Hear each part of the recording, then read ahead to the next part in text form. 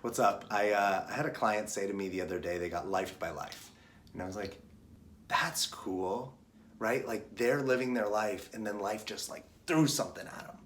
And that's like lifing them. And I thought about that. And that is life. Life's us.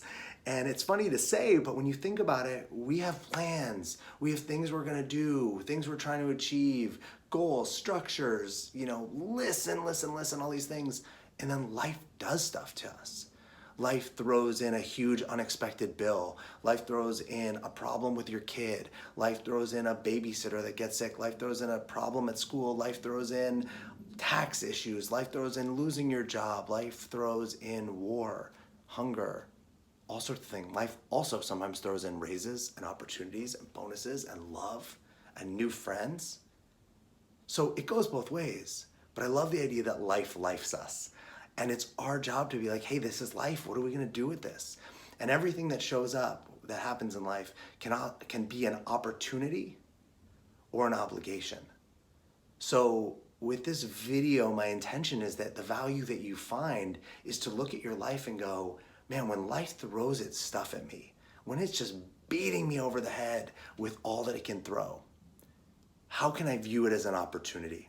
Because most of us, when life's lifing us, we're viewing it as an obligation. We have to get through it. We gotta work harder. We gotta push more. We gotta sustain. We gotta struggle. We gotta sacrifice. But what if it wasn't an obligation? What if it was an opportunity? How might that shift the way you show up? How might that shift the way you attack and look at things in your life?